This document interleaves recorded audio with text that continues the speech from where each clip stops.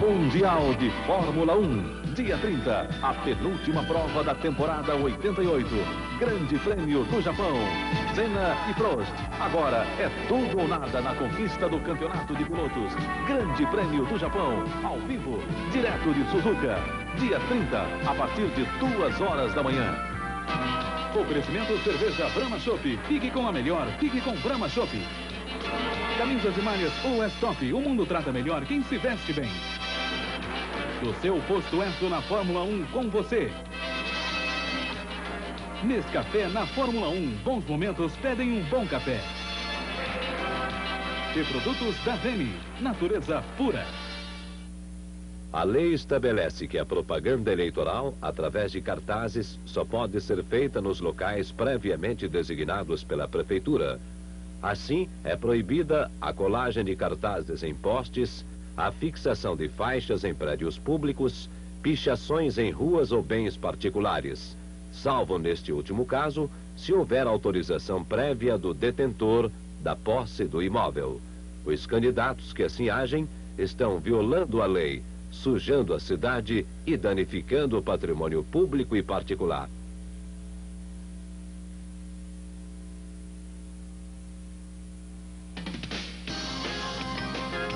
Eleições 88.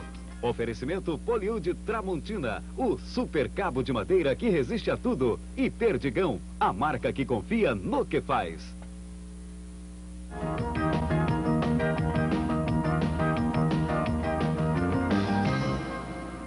Eleições 88 mostra, a partir de agora, um balanço da campanha na reta final com os principais candidatos à Prefeitura de Belo Horizonte.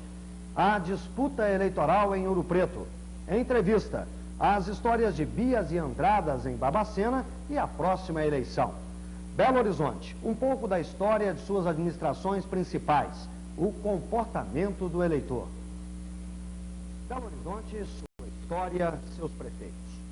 Com 90 anos de idade, a ex-cidade Jardim, calma e aprazível, virou uma metrópole cheia de problemas. Muita gente passou pela prefeitura, mas foram poucos os administradores de visão abertos para o futuro. E o eleitor da capital? Este quase sempre votou na oposição. Por que, à exceção de Juscelino Kubitschek, nenhum outro prefeito eleito conseguiu chegar ao governo?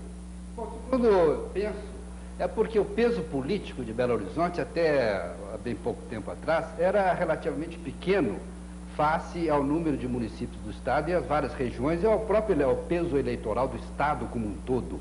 Então, a representação política de Belo Horizonte, propriamente dita, tinha um peso político pequeno na decisão, digamos assim, da eleição de um governador do Estado.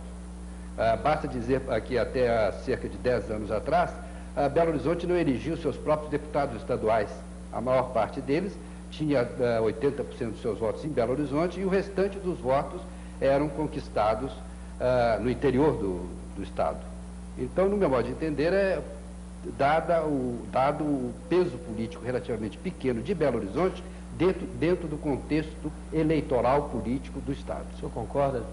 Em termos, eu já vou me permitir que eu concordo apenas em termos. Eu acho que Belo Horizonte tem uma força irradiadora enorme, tem há muito tempo. A escolha de Juscelino, ao meu ver, ele veio porque o Juscelino ele fez uma ruptura com o sistema clássico da escolha de Minas. Antigamente, em Minas, o grupo de dirigentes de um partido se reunia e saía com o candidato a governador. O Juscelino trabalhou o Estado tanto que, quando ele entrou na convenção do seu partido, ou o partido era rompido ou ele era o candidato. Então, ele se impôs ao seu partido como candidato. Não foi pela razão só de ser prefeito de Belo Horizonte, foi pelo seu temperamento. Ele era um homem, um grande político, um homem com ambição muito bem organizada e tinha um ímpeto extraordinário, tinha simpatia, tinha inteligência, tinha muitas virtudes políticas. Mas o Juscelino não foi eleito pelas virtudes de Minas. Ele não tinha provavelmente o senso de medida, o equilíbrio, a ponderação, que são características do perfil tão severo de Minas. Nenhum outro prefeito teve essa característica, não então? teve. O Juscelino era, ao contrário, um rebelde também. E por isso ele se afinava à cidade, que é muito rebelde, e gostava dele. Por que nenhum prefeito com apoio do Palácio da Liberdade, apenas um até hoje, conseguiu ser eleito. Bom, a minha tese eu continuo sustentando. Inclusive, Juscelino foi prefeito durante o Estado Novo, durante um período ditatorial. Ele foi indicado prefeito, ele não foi nomeado, não foi eleito prefeito. A eleição para o governo do Estado, sim, foi uma eleição disputada. Eu continuo dizendo o seguinte, que a questão do peso político, da característica do perfil político de Belo Horizonte, nunca teve, assim, uma ressonância maior dentro do conjunto da política mineira, dada a especificidade do eleitor metropolitano. Os candidatos, os prefeitos de Belo Horizonte nunca foram, de certa forma, políticos de nível estadual, com exceção de Juscelino. E eu ainda acrescentaria o seguinte, ao que eu suponho ser razão porque o Juscelino foi eleito, é que Juscelino conseguiu manter uma liderança em Belo Horizonte. César tem um pensamento que eu acho muito bonito. As metrópoles não têm líderes, porque elas se conduzem na hora da eleição pelas emoções. É muito difícil manter a sua liderança. E Belo Horizonte é a prova disso. Nunca alguém que foi eleito aqui, teve o primeiro lugar para qualquer eleição, conseguiu ter o primeiro lugar na próxima eleição. Eu dou o exemplo da Anitas de Barros, que numa eleição para deputado teve 40 e tantos mil votos, na outra eleição teve 2.000. Nunca ninguém manteve a liderança durante muito tempo, é muito difícil. Talvez agora, com a televisão, se possa ter uma liderança na metrópole por via dela. Doutor Monteiro, eu há alguns anos atrás, observando esse fenômeno político de Belo Horizonte, chegamos a formular, eu e alguns companheiros na universidade, a ideia de Belo Horizonte como uma federação de aldeias.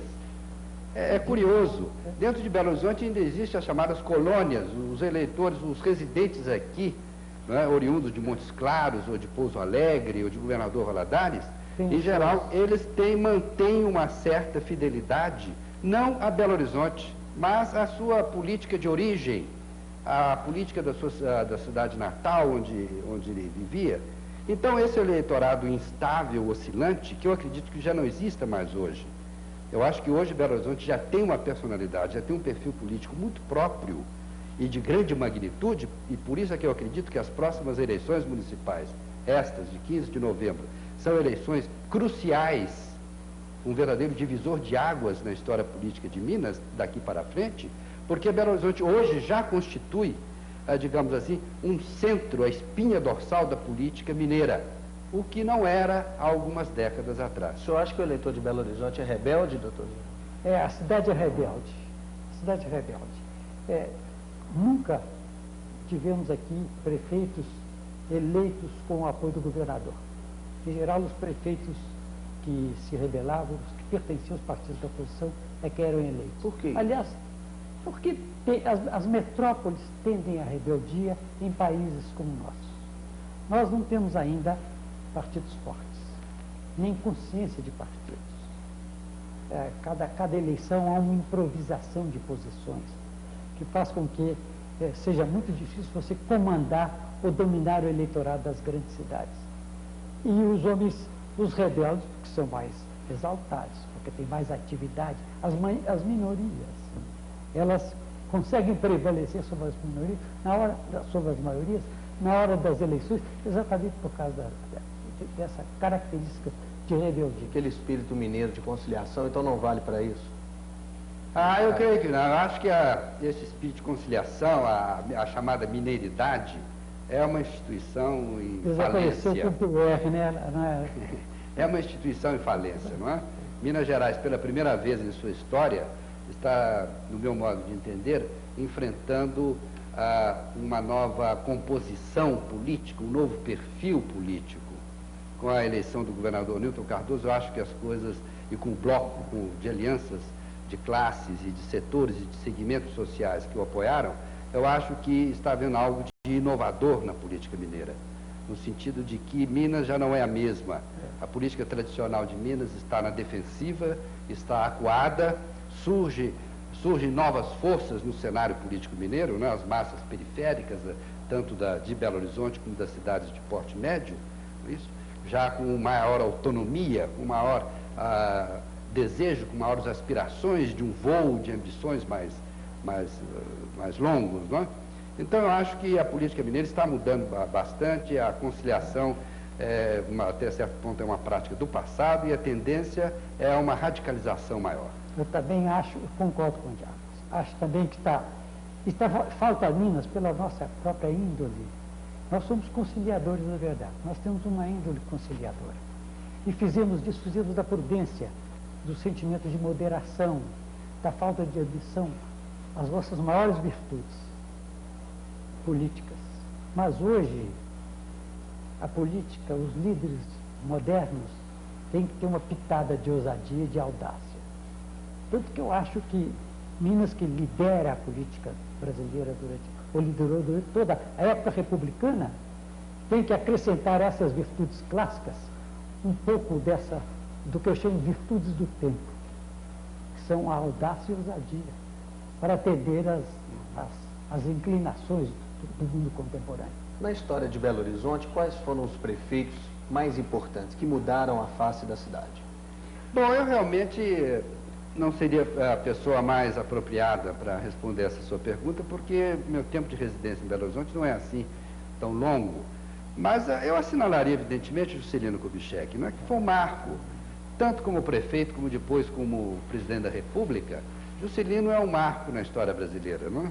A passagem do Brasil agrário tradicional, semicolonial, para um Brasil moderno, para um Brasil industrial, urbano, cosmopolita, transnacional, isso se operou exatamente com a presidência Juscelino Kubitschek. Aquele lema de realizar 50 anos em 5, realmente acho que Juscelino cumpriu.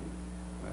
Então eu assinalaria Juscelino. A Pampulha, por exemplo, o espírito, o que Paulo Pinheiro Chagas dizia de Juscelino, que Juscelino era um contemporâneo do futuro, não é isso? Eu acho que realmente era qualquer coisa de bastante verdadeiro e autêntico. Eu assinalaria Juscelino. Não, olha, eu concordo com o Jarbas que o Juscelino foi o mais destacado dos prefeitos. Agora, cada um cumpriu uma tarefa boa. O Janete, por exemplo, fez o primeiro plano de industrialização da cidade. Recentemente, o Hélio Garcia solucionou alguns problemas fundamentais da cidade. Mas todos deram a sua colaboração em determinada hora. É muito difícil pesar-se assim a influência de cada uma no progresso da cidade. Por outro lado, cada um teve seu mandato num determinado tempo, julgando com as características da hora. Alguns tiveram mais elementos financeiros, outros governar a cidade numa hora de crise. Tudo isso influi para o êxito ou um moderado êxito das administrações. Muito difícil mesmo a gente caracterizar o melhor. Talvez porque o Juscelino tenha sido realmente inspiradíssimo, ele surge como o mais inspirado dos prefeitos que conhecemos do nosso tempo. A seguir, os Bias e Andradas em Barbacena. História de brigas com surpresa este ano. E ainda em eleições 88. Os candidatos a prefeito aumentam a disposição na reta final. E a disputa eleitoral em Ouro Preto. Em instantes.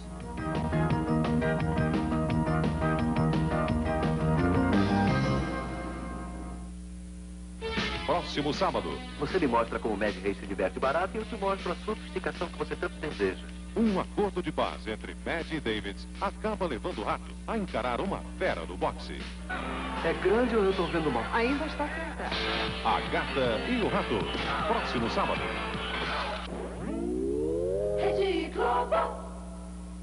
Tem que ter coragem para fazer um desafio como a Perdigão está fazendo. Mas quem usa carnes de sua própria produção e ingredientes selecionados, nada teme. Experimente, vamos lá. E depois de experimentar, a Perdigão desafia você a continuar não comendo os seus produtos. Perdigão, a marca que confia no que faz. Você acha que uma empresa que investe milhões em pesquisas e tecnologia de alimentos ia fazer um desafio desses de brincadeira? Não, a coisa é séria. Chegou o Poliud, o cabo de madeira que resiste a tudo. Poliud não queima. Poliud é impermeável, higiênico e resistente a detergentes e máquinas de lavar louça. Poliud é o cabo feito com uma super madeira prensada, dura como pedra. Hollywood, o parceiro forte do seu melhor aço.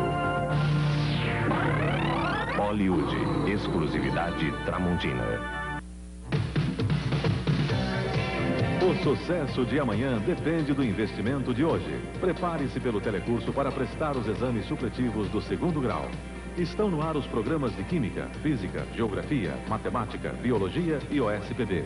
Acompanhe pela TV e estude pelos livros. À venda nas bancas e livrarias. O futuro está em suas mãos. Telecurso 2º grau. Fundação Roberto Marinho.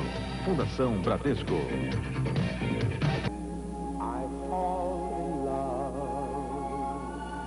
Você passa por mim, não olha.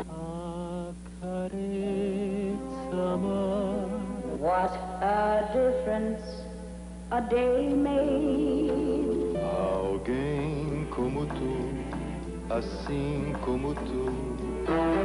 Anos Dourados. Um disco para você recordar os bons tempos.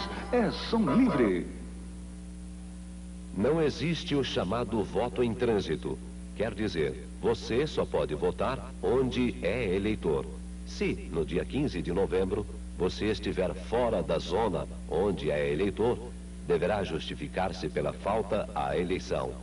Para justificar-se, deverá adquirir em agência do Correio o impresso próprio e proceder de acordo com as instruções nele escritas. Esse impresso você pode comprar mesmo antes das eleições. Se não usou os Correios, deverá até o dia 14 de janeiro de 89 ir ao seu cartório eleitoral justificar sua falta. Se você faltou à eleição sem sair de sua zona, porque estava doente ou por outro motivo, procure o cartório eleitoral até o dia 14 de janeiro de 89.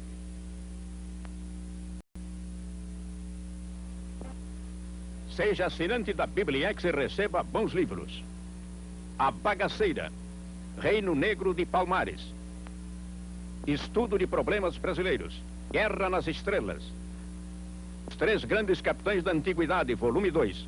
Missão militar francesa junto ao exército brasileiro. E mais 4 boas obras que você receberá pelo correio. Bibliex, um serviço sociocultural do seu exército. Nesta quarta, Chico Anísio Show. Marmo Carrara, Bento Carneiro, Alberto Roberto, Neide Taubaté e a escolinha do professor Raimundo. Chico Anísio Show, participação especial de Fábio Sabag e Milton Gonçalves. Nesta quarta, depois de Vale Tudo. Rede Globo.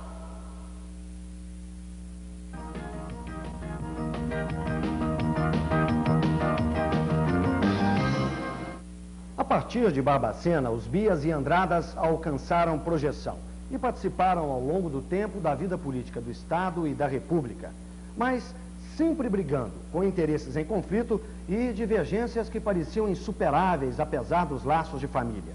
Contribuíram também com muitas histórias para o folclore político. Agora, surpresa, estão juntos apoiando o mesmo candidato em Barbacena.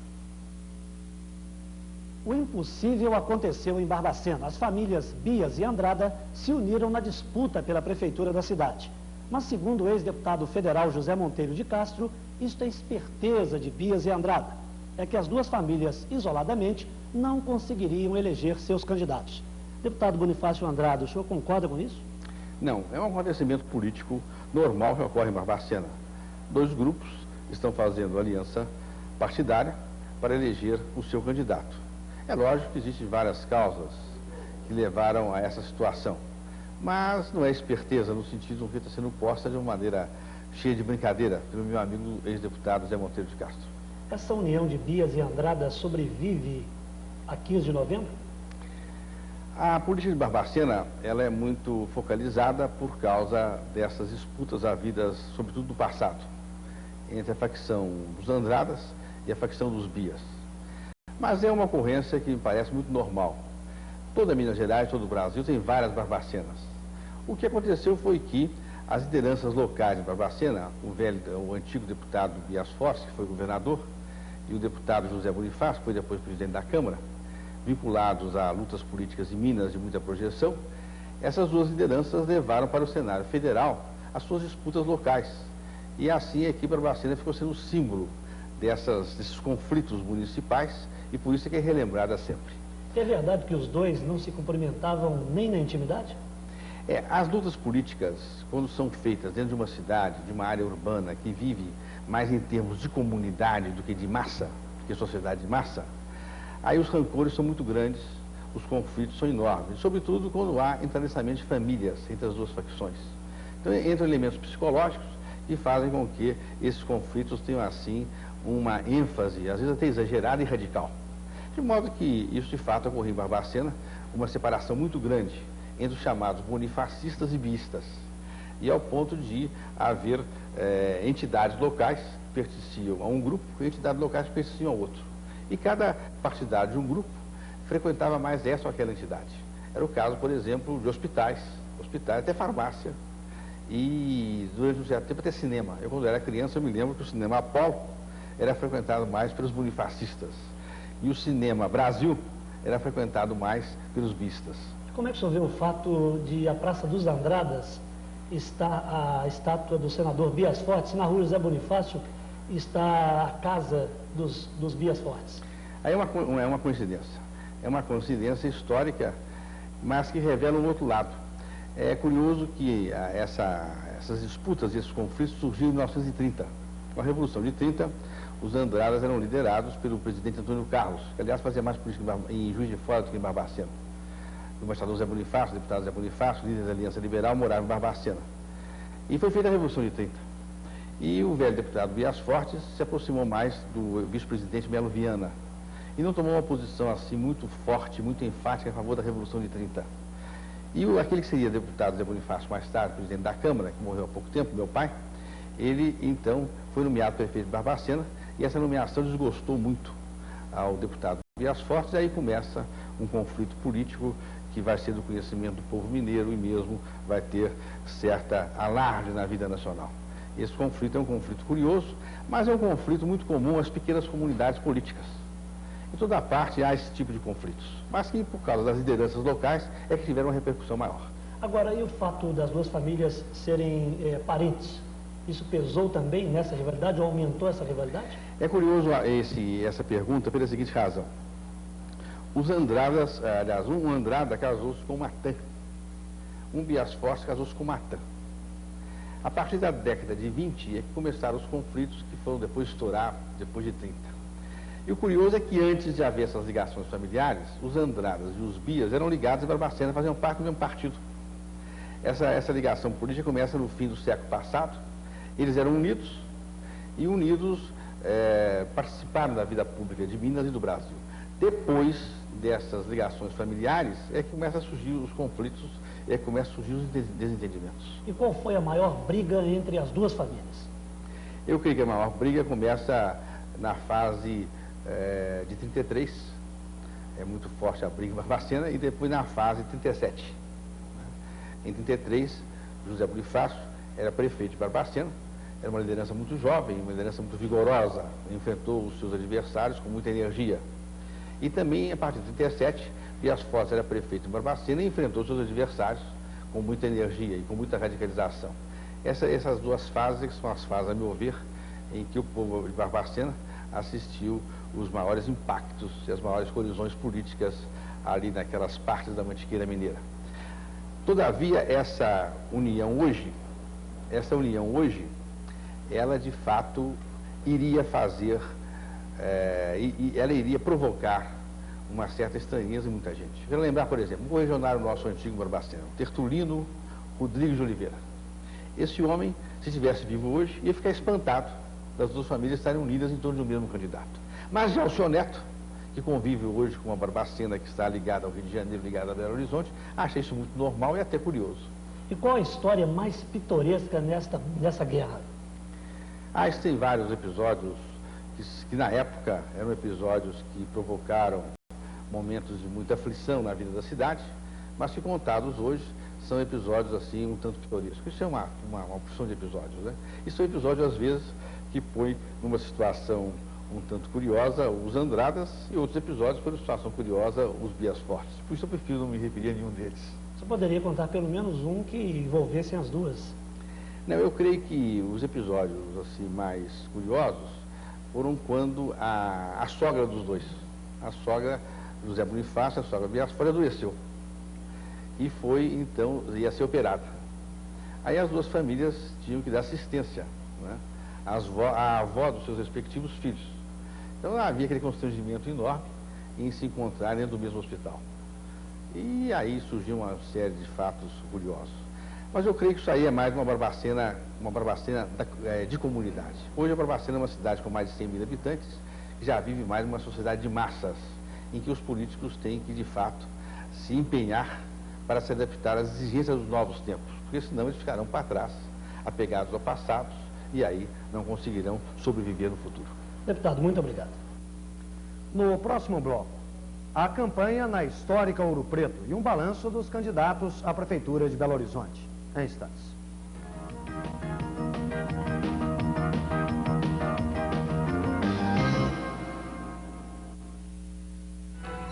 Nesta quinta, um assassino profissional. Tiro só, certeiro no meio do coração. Um homem simples, atormentado pela culpa de matar para sobreviver. O senhor está com muita tristeza no olhar. Admiro o passo. Sou eu.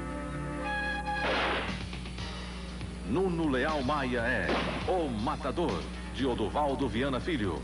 Caso especial, nesta quinta, depois de Vale Tudo. Rede Globo.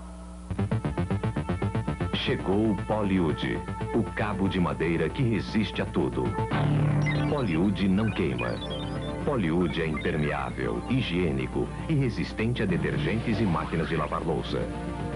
Poliud é o cabo feito com uma super madeira prensada, dura como pedra.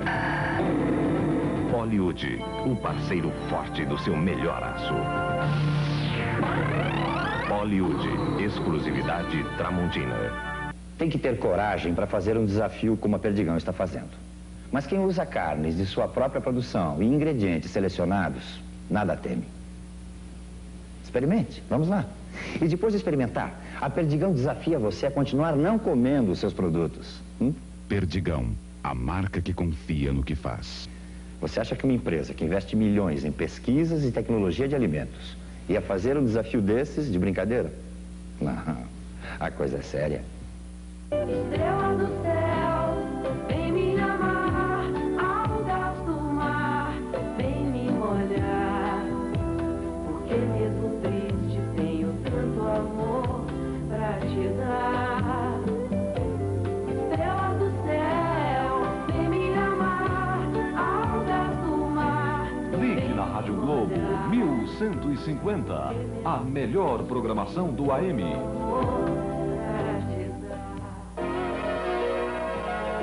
Ciência hoje vai fundo na informação. A comunicação química nos mares. Estudos apontam o controle da maré vermelha e descobertas de novos medicamentos. Brasil-Argentina. Integração com vantagens econômicas, políticas e culturais. SOS Amazônia. Hidrelétricas e desmatamentos ameaçam o pulmão do mundo. Nas bancas, Ciência Hoje, a revista do Brasil Inteligente. A lei estabelece que a propaganda eleitoral, através de cartazes, só pode ser feita nos locais previamente designados pela Prefeitura. Assim, é proibida a colagem de cartazes em postes, a fixação de faixas em prédios públicos